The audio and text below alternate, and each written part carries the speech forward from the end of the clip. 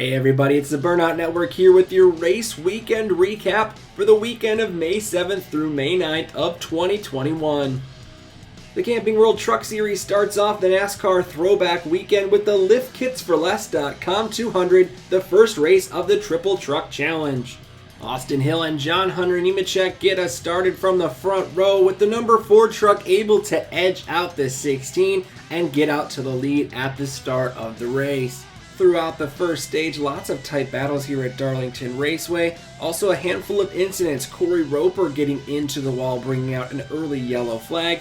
Same can be said for Cody Rohrbaugh and Chris Wright, also getting damaged early on in the first stage. Would it be a sign to come that we would see lots of carnage here in South Carolina? We get a late restart here in stage number 1, and Stuart Friesen loses it on the inside. He spins, brings out yet another yellow. We rack him up and get going again. We have a handful of different trucks running up front here in stage number 1. Todd Gilliland with a great run in his front row motorsports truck, as well as John Hunter Nemechek and a couple GMS Chevys in Zane Smith and Sheldon Creed.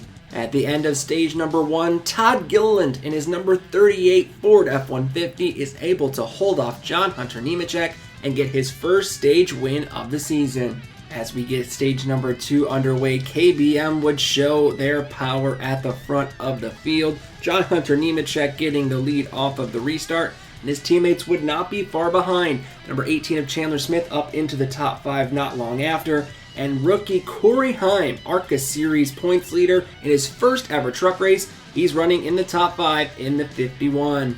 We fast forward deeper into the race. After John Hunter Nemechek is victorious in stage number 2, we've got an issue as Timothy Peters and Todd Gilliland get together with Johnny Sauter, battling in the top 10. That causes a caution, leading many drivers to pit, a few to stay out, splitting up the strategy. What would happen here on the restart? We'd see another problem as John Hunter Nemechek takes the lead on the outside, but we've got another spin. Tanner Gray spins, making contact with multiple drivers, and this is something that would continue for the rest of the event. And we get a restart here late with just 30 laps to go, and we get a big one at Darlington. Problems stacking up on the restart for the leaders. Corey Heim, John Hunter Nemechek make contact, hit the wall, spin, and no one has anywhere to go. Multiple trucks involved. Austin Hill, Corey Heim, John Hunter Nemechek, Tyler Ankrum, Timothy Peters, David Gilliland, and so many more. Many trucks involved in this incident. Only a handful of trucks would make it back around underneath the flag stand without major damage. Those would be the trucks contending for the win here tonight. We would get a restart with Ben Rhodes, Sauter, Friesen, Creed, and Hocevar all up front competing for the win. We'd see yet another spin after tire issues for Kligerman. He gets into Friesen. That brings us to yet another restart with just a handful laps to go. Then another spin from Danny Bone sets up a green-white checker NASCAR overtime finish. Sheldon Creed versus Ben Rhodes. The 99 would get loose, the number 2 using that momentum to pull away, and Sheldon Creed would make it around and capture the checker flag at Darlington. The 2020 champ now earns his first win of the 2021 season. As we take a look at the full LiftKitsForLess.com 200 results, Sheldon Creed not only gets the win, but he gets the Triple Truck Challenge 50 grand bonus as he wins the race at Darlington.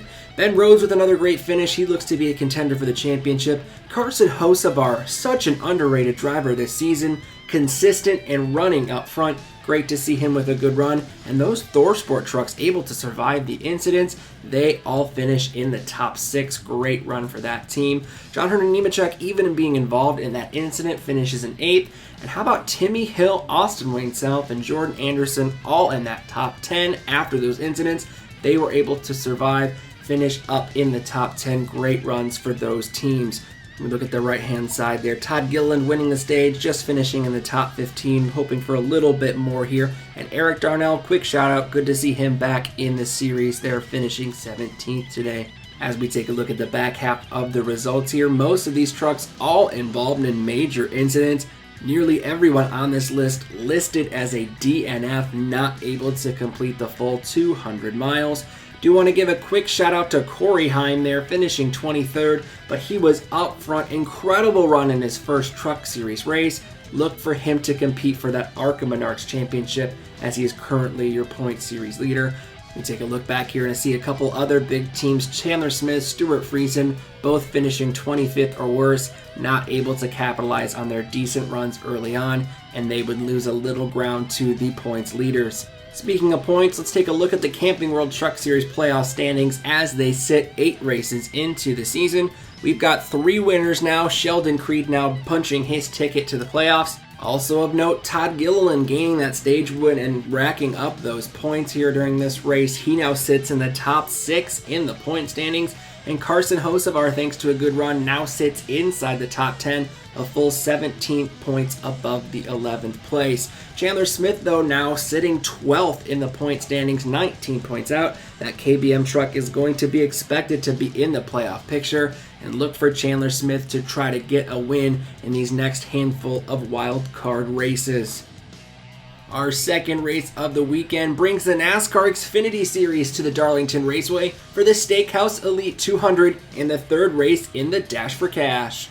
Cindric and Allmendinger would start on the front row and get us going here at Darlington. The 22 and 16 swapping the lead for the first few laps, but the Colleague and Penske cars would be up front, showing their strength early at Darlington. But we wouldn't have to wait long to get our first incident of the day as Yaley, Graf Jr., and Godovic get together on the backstretch. That causes a spin and brings out our first yellow flag of the day. After a couple yellows and the competition caution, though, the Junior Motorsports cars, as well as Joe Gibbs Racing, also show that they have strong cars on the day as well. They would be up competing for the lead as the 22 and 16 struggle to hang on to the lead in the first stage. Thanks to multiple short runs and a caution during the end of stage number 1, Austin Cindric would be able to hold off a fast-charging Noah Gragson to get yet another stage win in 2021, this time at Darlington Raceway.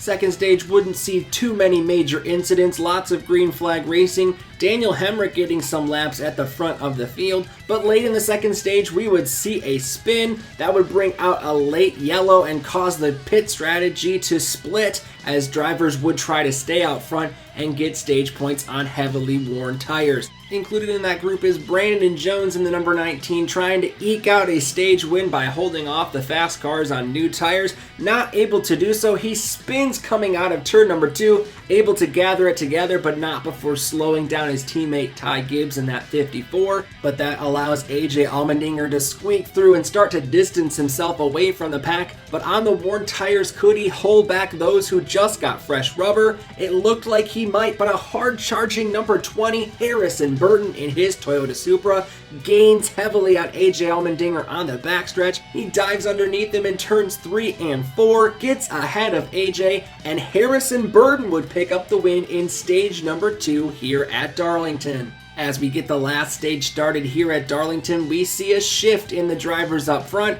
Gone are the Colleague and Penske cars, and JGR and JRM are now up front and in control of the race. Noah Gragson battling with Harrison Burton. They would stay up front. The two of them would stay up front for much of that last stage until we see Gray Gaulding get spun on the backstretch. That would bring out another yellow, and we would get a late race restart with less than 15 laps to go on the day. On the ensuing restart, problems for Harrison Burton slides the tires, and that allows the JRM teammates of Josh Berry and Justin Allgaier to take the lead here late, but would they be able to hang on? Just after the restart, another yellow comes out for Joe Graf Jr. as he spins and makes contact with the wall. Will we see many late race cautions like the truck race? On the restart, Justin Allgaier beneath his teammate Josh Berry. Justin uses his experience and a great restart to get past his teammate, and Justin Allgaier would take the lead of the Steakhouse Elite 200, but just a few laps later, the 6 of Ryan Vargas is now around.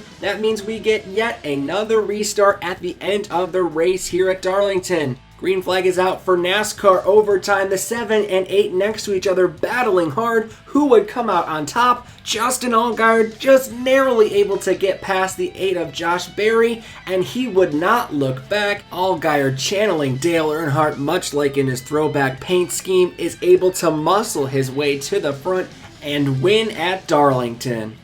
As we take a look at the full Steakhouse Elite 200 results, Justin Allgaier gets the win. He, Josh Berry, and Brandon Jones all qualify for the Dash for Cash.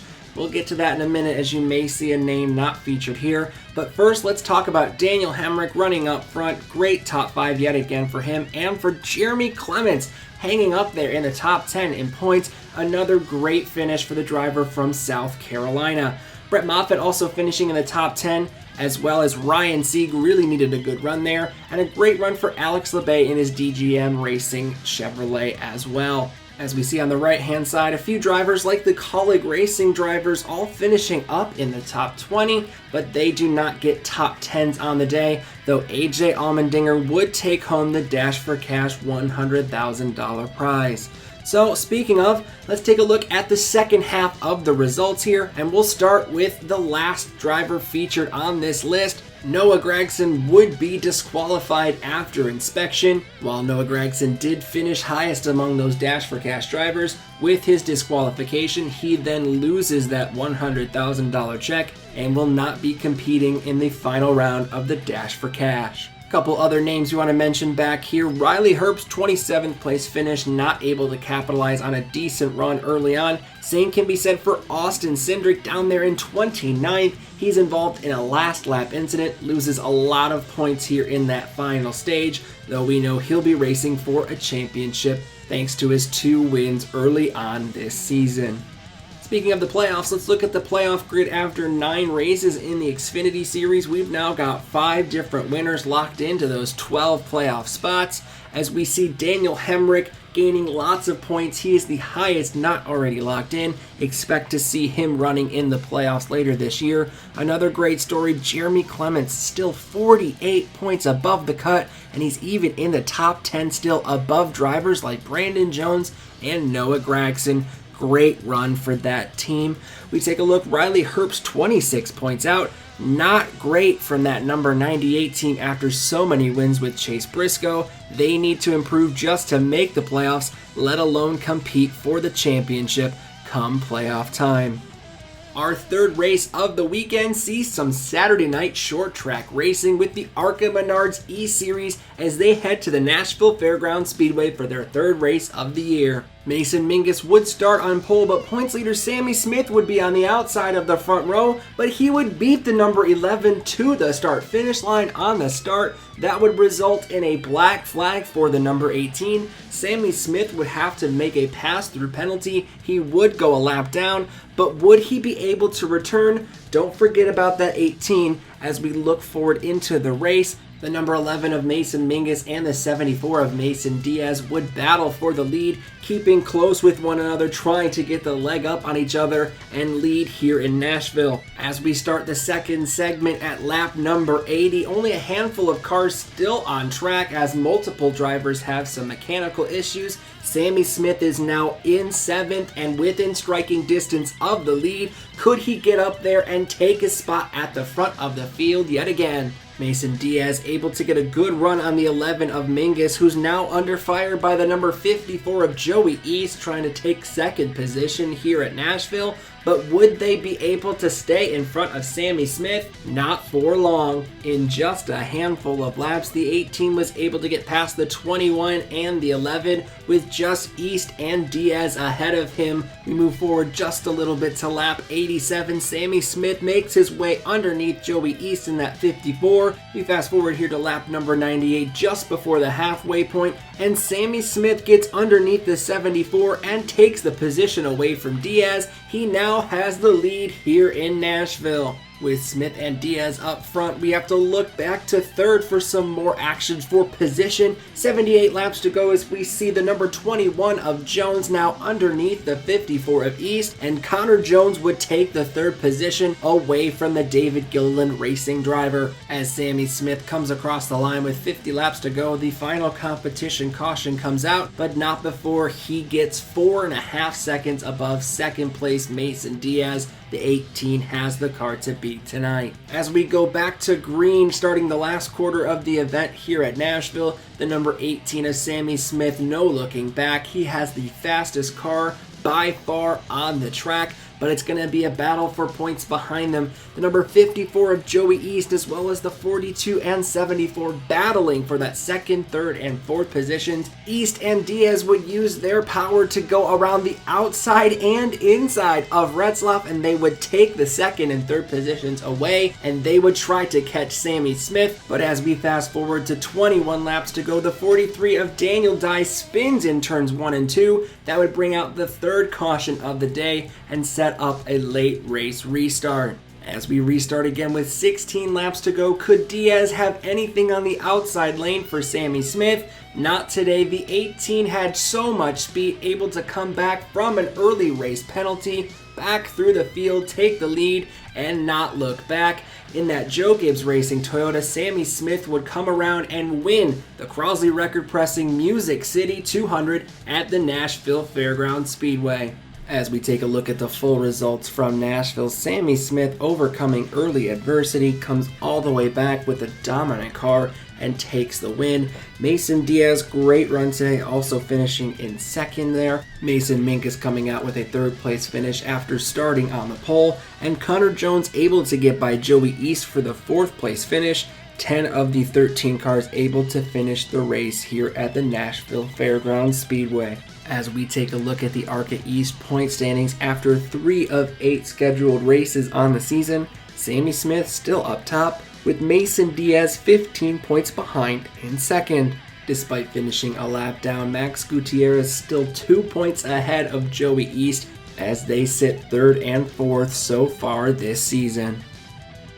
For our fourth event of the weekend, we wake up with Formula One racing from Spain as the stars of F1 compete in the F1 Spanish Grand Prix. Lewis Hamilton starts the race from pole position for the 100th time in his F1 career, but Max Verstappen on the inside lane gets a great start. He dives into turn number 1 underneath the 44 and forces him wide. Max Verstappen takes the lead early on here in Spain. Lots of jockeying for position on the opening lap. Leclerc able to get in front of Bottas early on, but would the Mercedes be able to take that position back? We fast forward to lap number 8, first major incident on the day. Yuki Tsunoda comes into turn number 10, but he does not have power, gets to the outside lane, but he stalls on the track. That would bring out a safety car. As we go back to green, Verstappen still able to stay in front of Hamilton, Leclerc narrowly ahead of Bottas, but we've got battles for position in the points. Perez trying to hold off a fast Esteban Ocon in the Alpine in 7th,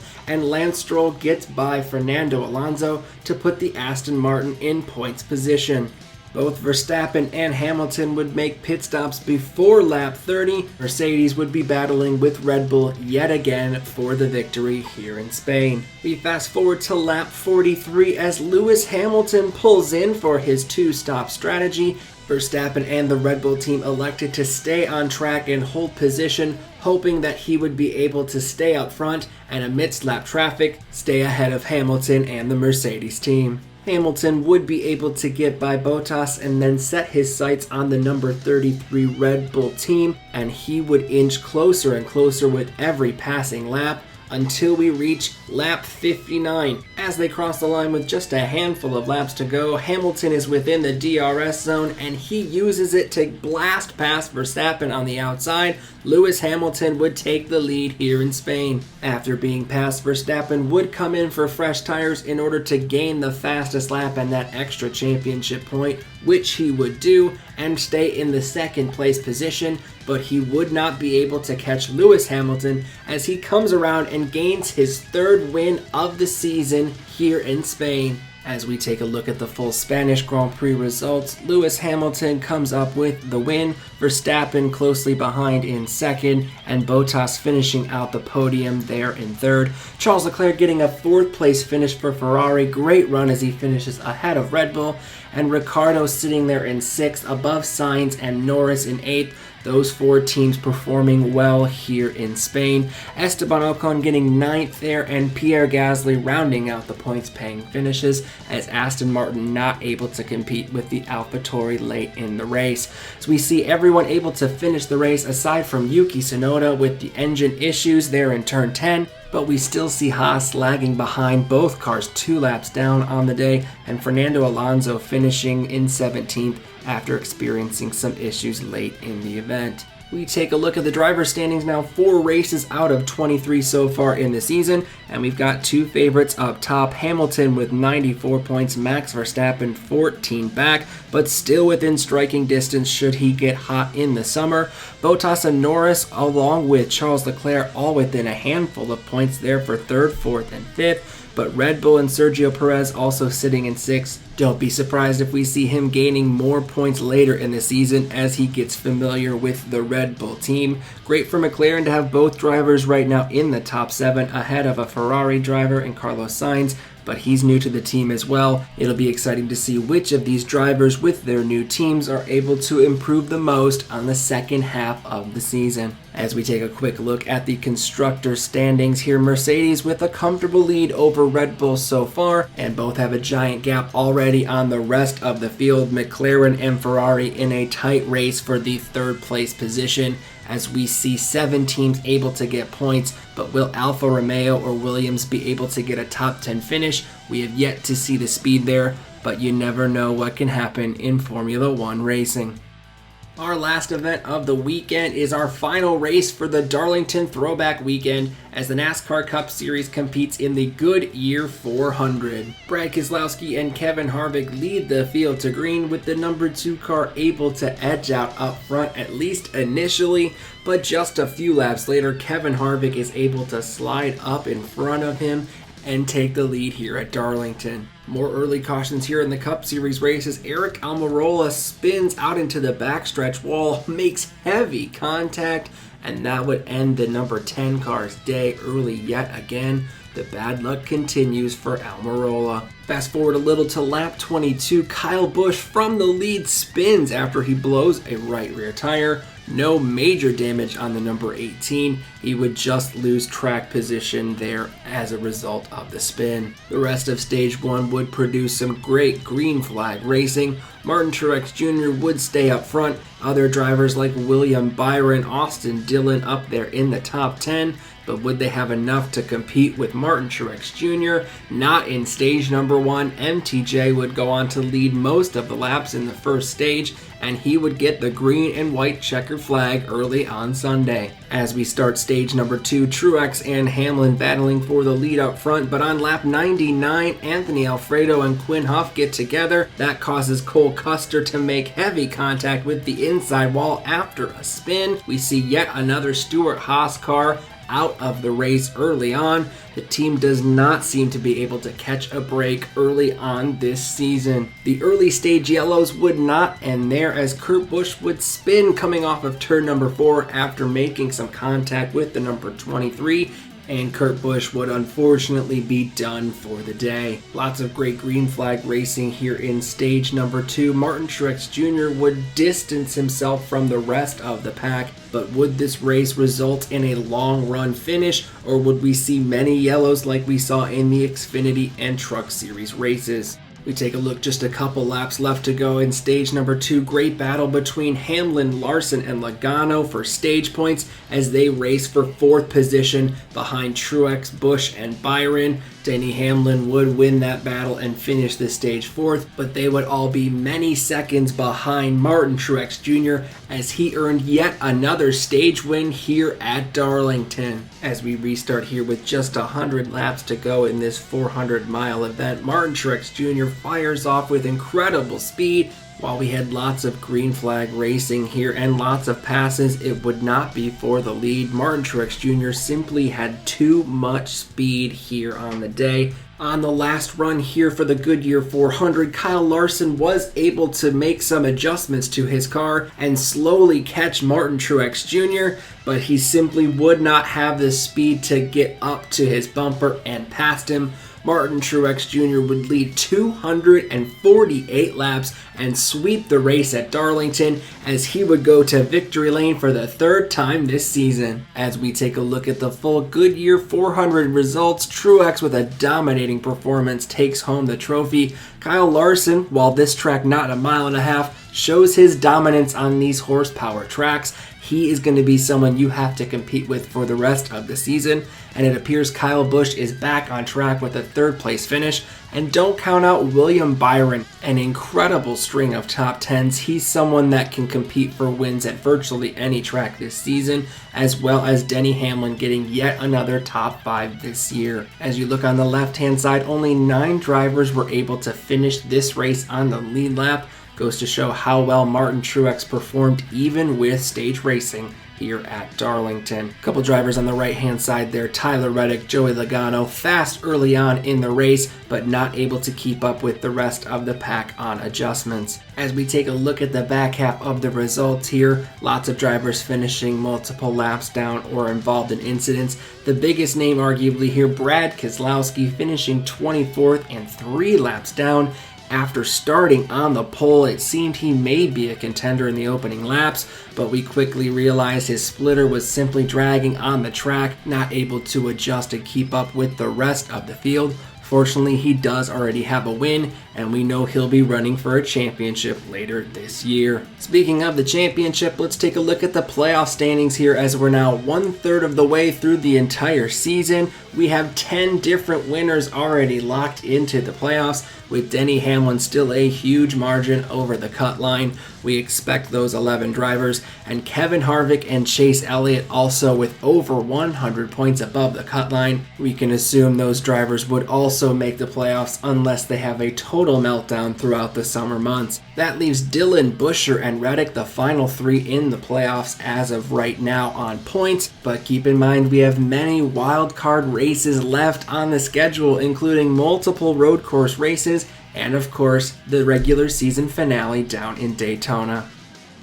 And that'll do it for your race weekend recap for the weekend of May 7th through May 9th of 2021. Be sure to check out our race weekend schedule video for the weekend of May 14th through May 16th. You can do that by clicking the card in the top right corner. Be sure to like the video if you enjoyed it and comment down below which paint scheme was your favorite from NASCAR Throwback Weekend. As always, subscribe to the Burnout Network for more great racing content. And until next time, burn it down!